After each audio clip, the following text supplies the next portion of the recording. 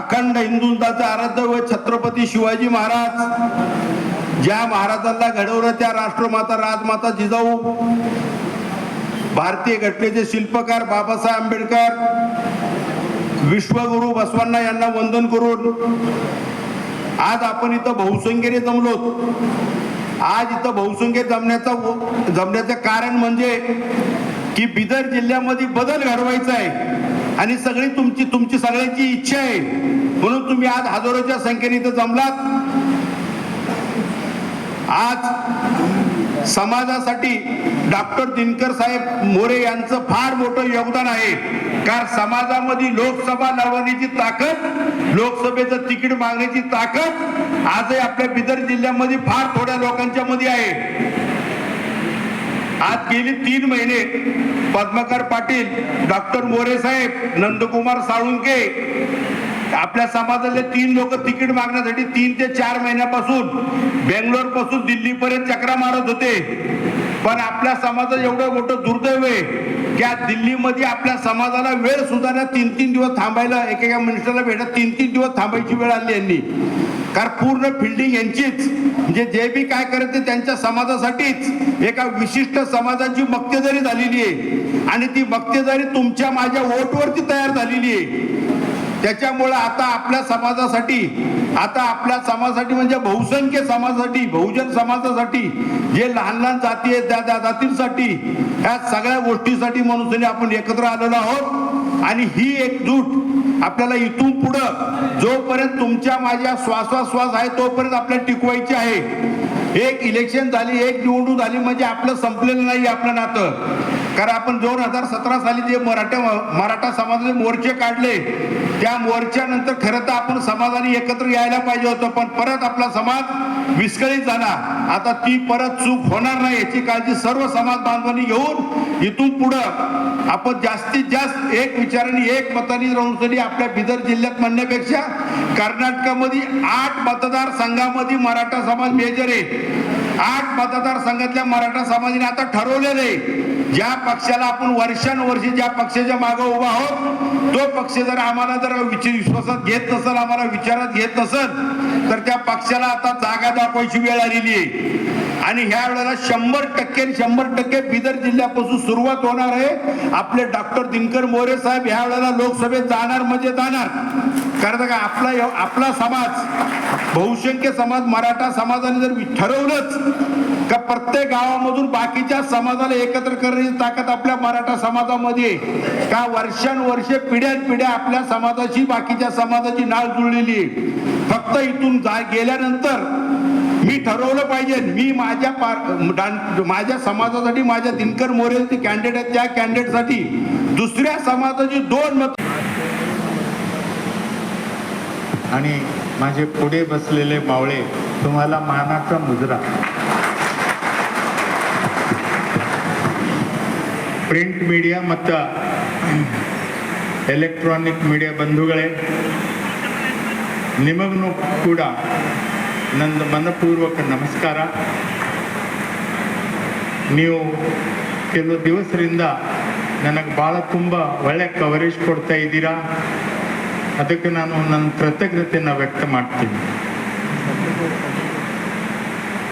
ಈಗ ಇಲ್ಲಿ ಇರೋರು ಬಹುಸಂಖ್ಯೆ ಜನ ಮರಾಠಿ ತಿಳಿತಾರೆ, ಸೊ ನಾನು ಮರಾಠಿನಲ್ಲಿ ಮಾತಾಡ್ತೀನಿ.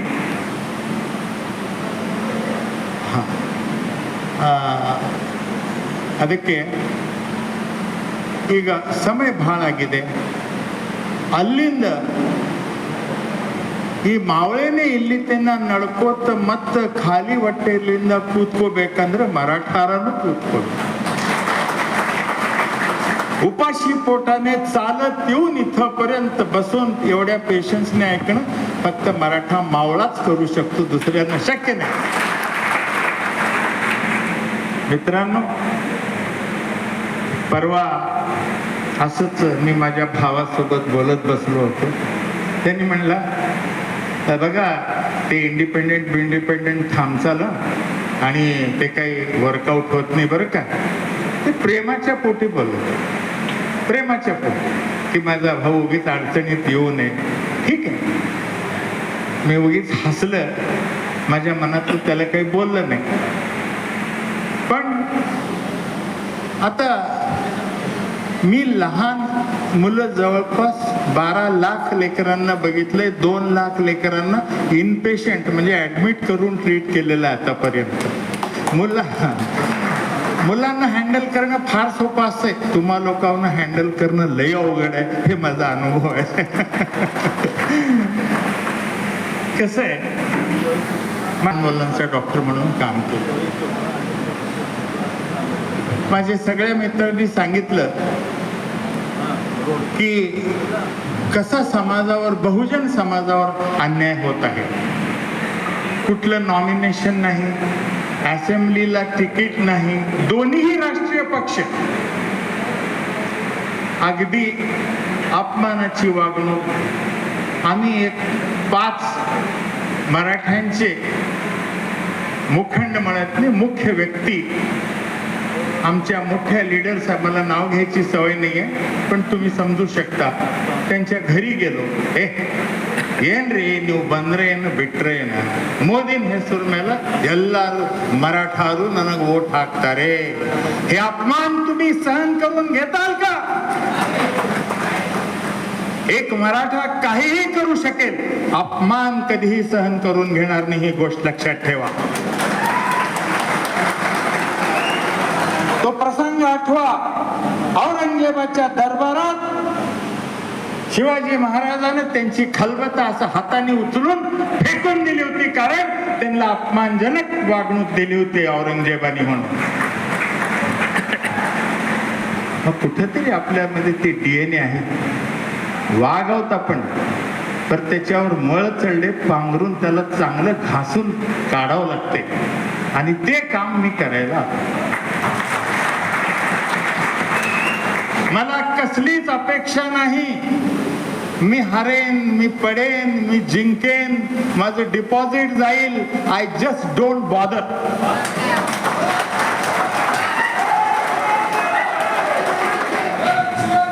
न बिकूंगा न झुकूंगा, टिक के रहूंगा और जीत के बताऊंगा. ये जज्बा है मेरे मन में, लेकिन आपका साथ चाहिए इसके. आप साथ देंगे तो दर्द भी मैं हंसी से सह लूंगा.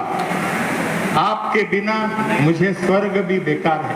आज में रखे, अरे जिस जिले में 4-4 MLA, 4-4 झड़पी चेयरमैन, 4-4 बोर्ड, तालुका बोर्ड के अध्यक्ष बने थे, उस जिले में तुम्हारी हालत ये हो गई. फिर आप तलवे चाटने की कोशिश कर रहे.